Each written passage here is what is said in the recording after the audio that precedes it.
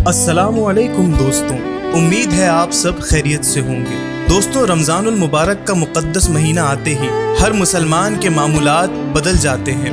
नाश्ते की जगह सहरी और दोपहर के खाने की जगह इफ्तार ले लेता है। दोस्तों, माह सियाम में अल्लाह ने 2 वक्त मुकर्रर फरमाए कि जब रोज़ादार ग़िज़ा हासिल करे। एक तो रोज़ा शुरू करने से क़ब्ल, जिसे सहर या फिर सहरी का नाम दिया गया, और दूसरा वक्त जबकि रोज़ा ख़त्म किया जाए यानी इफ्तार। दोनों वक्तों और इन वक्तों में खाए जाने वाली ग़िज़ाओं की अपनी अहमियत है। दोस्तों, देखा यह गया है कि आम तौर पर हर रमज़ान में सहरी को कम और इफ्तार को ज़्यादा अहमियत दी जाती है। सहरी में या तो रात का बचा सालन या फिर कुछ छोटा मोटा खाकर रोज़ा रख लिया जाता है। इफ्तार में अनवाओ इक़साम के खाने दस्तरखान की ज़ीनत बनाए जाते हैं। लेकिन अगर हम रसूल खुदा सल्लल्लाहु अलैहि वसल्लम की हयात तैयबा का बखौर मुताला करें तो ये बात आया होती है कि आप सल्लल्लाहु अलैहि वसल्लम ने सहरी की अहमियत जा बजा बयान फरमाई और इसका एहतमाम भी खूब किया। आप सल्लल्लाहु अलैहि वसल्लम ने सहरी को बाबरकत करार दिया। आप बज़ाते खुद भी सहरी तनावुल फरमाते, बल्कि इसकी तरगीब भी देते और फरमाते कि सहरी मुकम्मल ग़िज़ा है।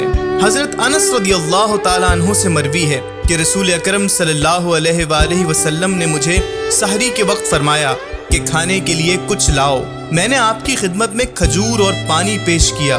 फिर आप सल्लल्लाहु अलैहि वसल्लम ने फरमाया, देखो कोई है जो मेरे साथ खाने में शरीक हो। हज़रत अनस फरमाते हैं कि मैंने हज़रत ज़ैद बिन साबित रदियल्लाहु ताला अन्हु को बुलाया। उन्होंने अर्ज़ किया, या रसूलल्लाह सल्लल्लाहु अलैहि वसल्लम, मैंने सत्तू तनावुल किए हैं और रोज़े की नियत कर चुका हूँ। आपने फरमाया, हमने भी तो रोज़ा रखना है। और फिर हज़रत ज़ैद भी आपके साथ सहरी में शरीक हुए। एक और सहाबी रसूल से मरवी है कि मैं बारगाह मुस्तफ़ा सल्लल्लाहु अलैहि वसल्लम में सहरी के वक्त गया।